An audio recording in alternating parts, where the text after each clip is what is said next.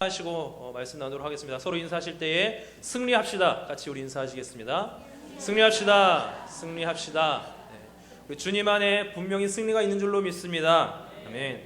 오늘은 분명히 답을 주십니다. 분명히 답을 주십니다라는 제목으로 하나님의 말씀을 증거하도록 하겠습니다. 오늘 말씀은 구약 이스라엘의 역사를 말하고 있고요. 특히 그 가운데 남유다에 대한 기록을 다루고 있습니다. 우리가 구약의 역사를 보게 되면은 구약은 여러 이 왕들의 이야기를 볼 때에 초대 왕이었던 사울을 시작으로 다윗, 솔로몬까지는 하나의 통일된 왕국이 이어져 왔습니다. 하지만 솔로몬 이후에 나라는 분열이 되어서 북쪽으로는 여로보암의 북이스라엘, 그리고 남쪽으로는 르호보암의 남유다가 세워져서 역사가 나뉘어진 분열 왕국의 역사가 이어집니다. 그 가운데 먼저 북쪽의 이스라엘은 어떠했습니까? 북쪽의 이스라엘은 여로보암 때부터 시작된 우상 숭배로 말미암아 그 나라는 계속된 하나님은 보시기에 악한 통치했던 왕들이 이어져 내려왔습니다. 그로 인하여서 주전 722년에 북이스라엘은 아수르라는 이방 국가에 의하여 멸망을 당합니다.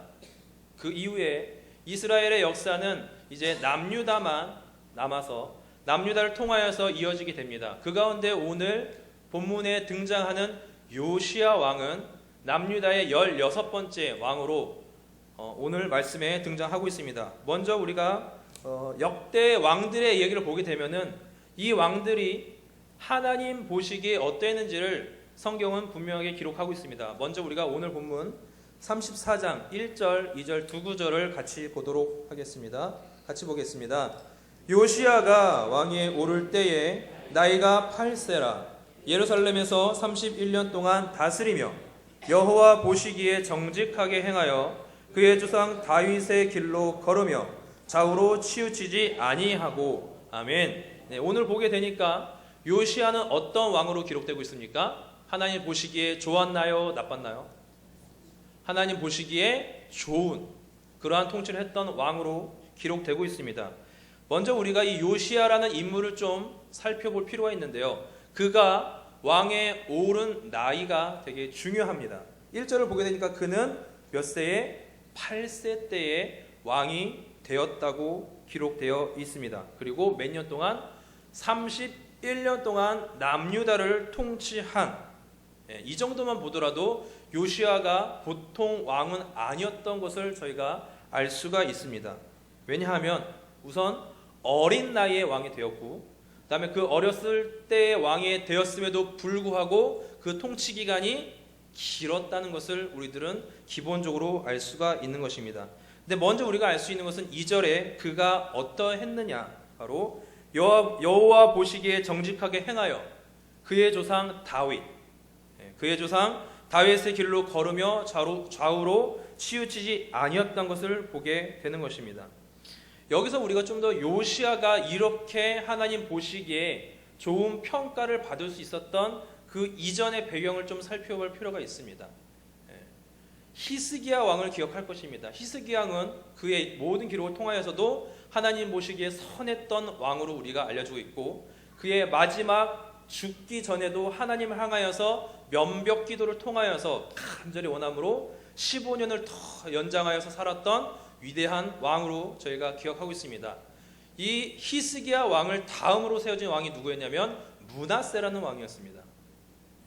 아버지가 선한 왕이었기 때문에 그의 아들이었던 이 므낫세 왕도 선한 왕이었으면 좋았겠지만 정반대로 이 하나님의 나라인 이스라엘을 통치했던 것을 우리가 알 수가 있습니다. 므낫세는 오히려 히스기야가 무너뜨린 이 우상들을 다시 세우는 악행을 저질렀고, 그로 인하여서 그의 통치 기간 동안 하나님께서 보시기에 악했다라고 하나님께서 평가를 하십니다. 이로 인하여서 그 므낫세를 다음에서 세워진 왕이 누구냐면 아몬이라는 왕입니다. 근데 이 아몬이라는 왕은 어떻게 성경에 기록되고 있냐면 그가 22살의 나이가 왕이 되었는데, 안타깝게도 그는 통치 2년 만에, 나라를 다스린 지 2년 만에 반역자들에 의해서 처단이 되어서 왕위를 끝내게 되는 것이 이 아몬이라는 왕의 이야기입니다. 그리고 오늘 요시야, 오늘 요시야가 바로 이 아몬을 이어서 왕이 된 사람이 바로 요시야라는 것입니다. 그래서 우리가 왜 요시야가 어린 나이에 왕이 되었는가를 우리가 궁금할 수 있는데, 바로 이러한 우여곡절 가운데에 요시야가 왕이 되었다는 것을 저희가 알게 되는 것입니다. 우리가 보게 되면은 요시야가 왕이 된 것 자체는 상당히 이 위험한 상황 가운데 왕이 된 것을 알 수가 있습니다. 왜냐하면 그의 할아버지 때부터 시작된 이 우상 숭배라는 것은 이 이스라엘 나라에 있어서는 결코 행해져서는 안 될 악한 일이었고, 또한 그의 아버지였던 아몬 또한 비참한 최후를 맞이한 상태에서 왕이 되었다는 것은 이미 이 요시야가 왕이 될 때에도 풍전등화와 같은 불안한 상황 가운데 왕이 되었다는 것입니다. 저희가 일반적으로 생각했을 때에 이러한 상황 가운데 누군들 왕이 되었다 하더라도 그 상황은 결코 만만치 않음을 알 수가 있는 것입니다. 일반적으로 생각하더라도 그 왕이 과연 잘할까? 그 왕이 잘할 수 있을까라고 의문이 생길 수 있을 정도로 불안한 가운데 왕이 된 것이 오늘의 요시야였던 것입니다.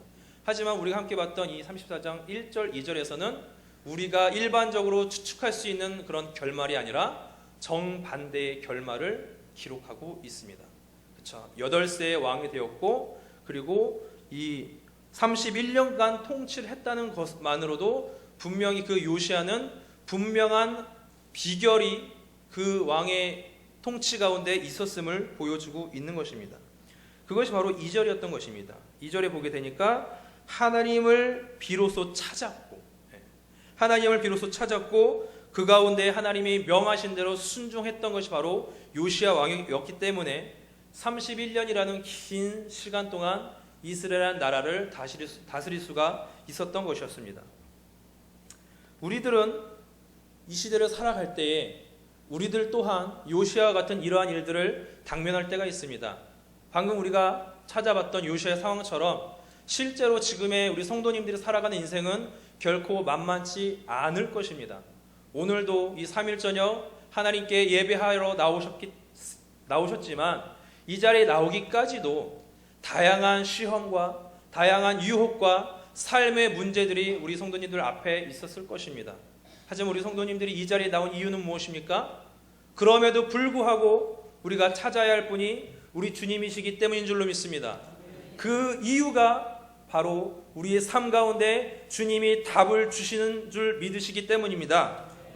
그 가운데 요시야 또한 그러한 하나님을 찾는 자에게 주는 비결을 알았기 때문에, 비록 어렸지만, 상황은 정말 어렵고 힘들어한 상황이었겠지만 그는 하나님을 찾았기 때문에 불가능할 것 같은 그 왕의 모든 역할을 잘 감당할 수 있었다는 것입니다.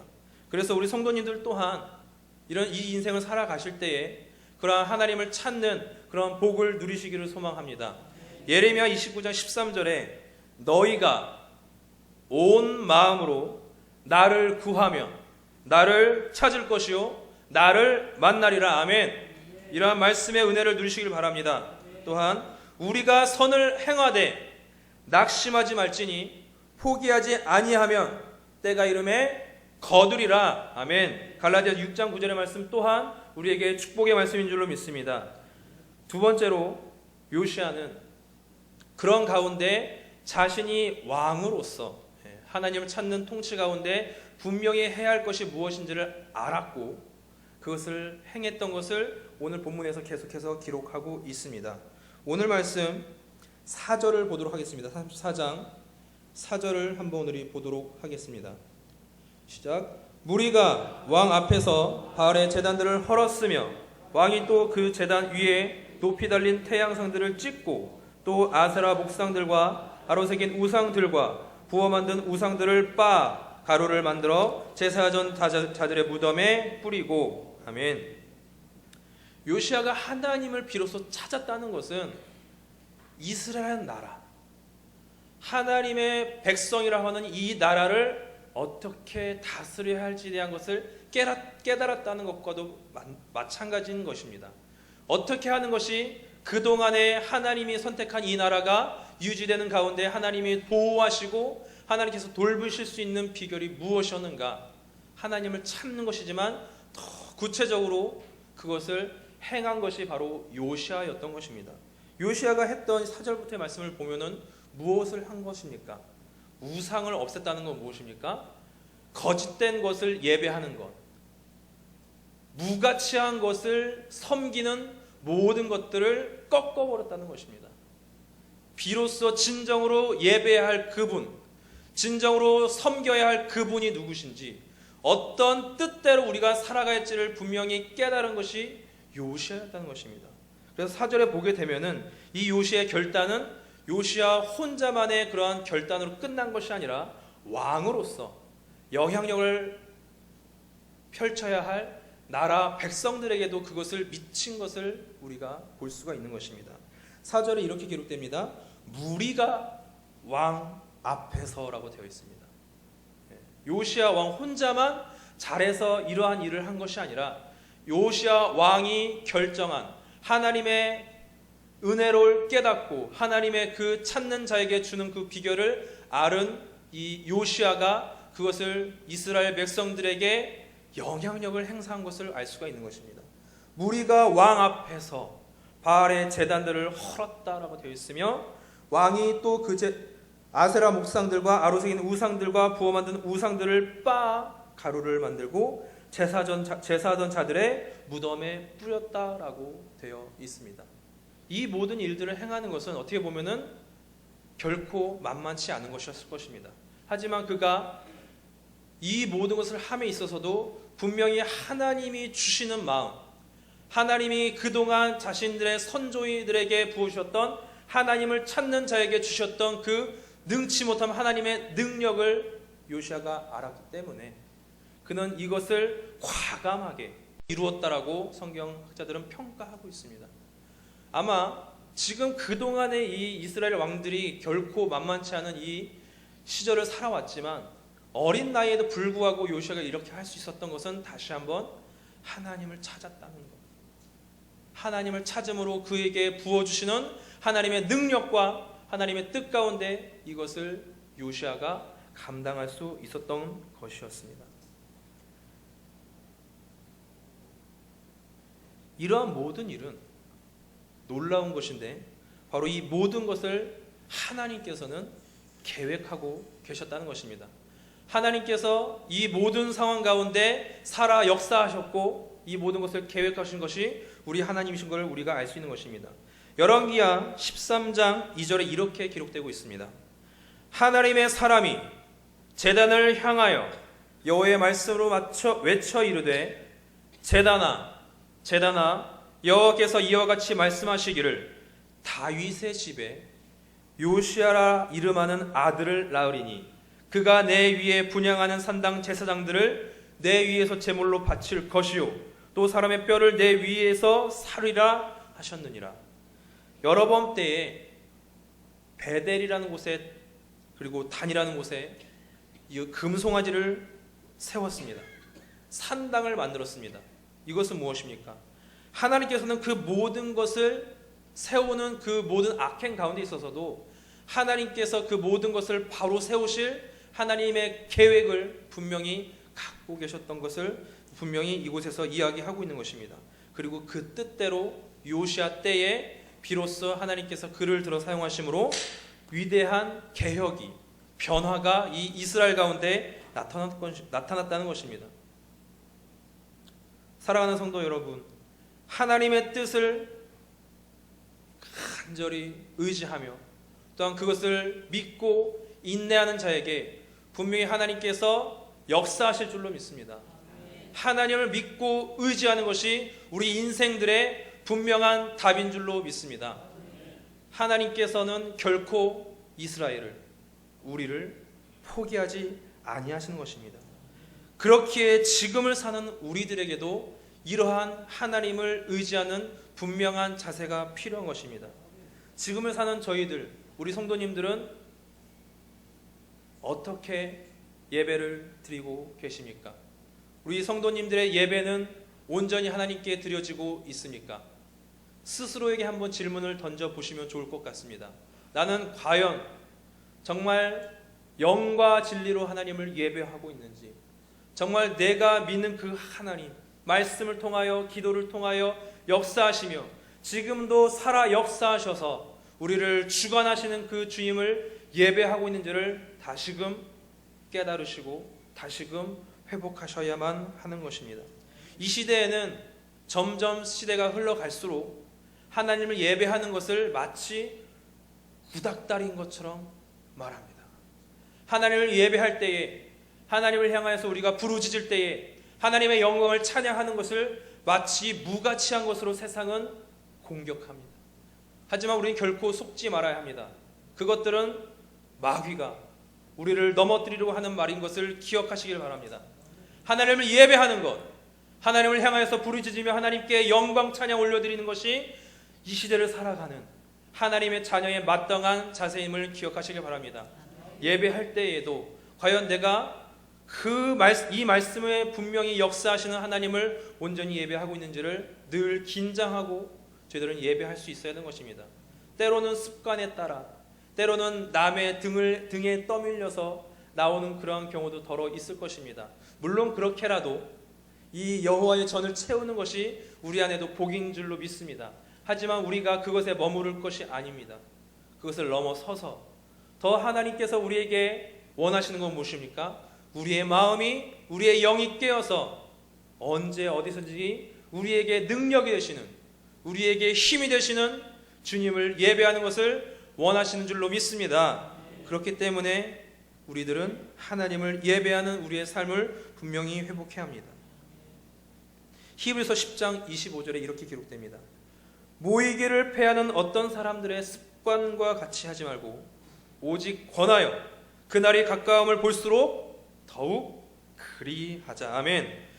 이 말씀처럼 이 시대를 살아가는 저희들이 예배하는 이유는 무엇입니까? 물론 우리를 위하여 독생자 예수 그리스도를 보내어 주심으로 우리를 살리신 그 하나님의 은혜에 감사함으로, 또한 이제는 우리를 죄인이 아닌 하나님의 자녀 삼아 주신 그 은혜에 감사함으로 예배하는 것이 우리의 예배인 줄로 믿습니다. 하지만 그 가운데 더 우리가 기억할 것은 무엇입니까?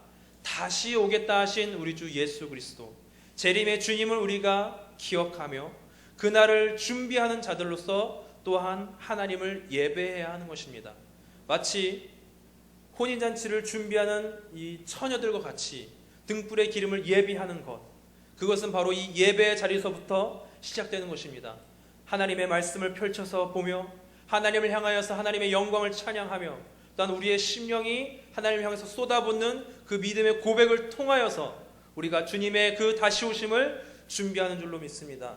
이 시대를 살아가는 우리들 가운데에도 분명한 그러한 주님의 약속을 기다리는 그런 마땅한 삶이 필요한 것입니다. 오늘 본문에서 바로 요시아가 그러한 모든 어려운 상황 가운데에도 하나님을 찾음으로, 하나님을 찾고 그 가운데 분명히 답을 주셨던 그 하나님이셨기 때문에 우리가 오늘 말씀을 통하여서 요시아가 이러한 왕이었던 것을, 하나님 보시기에 선한 왕이었던 것을 우리가 알 수 있었던 것입니다.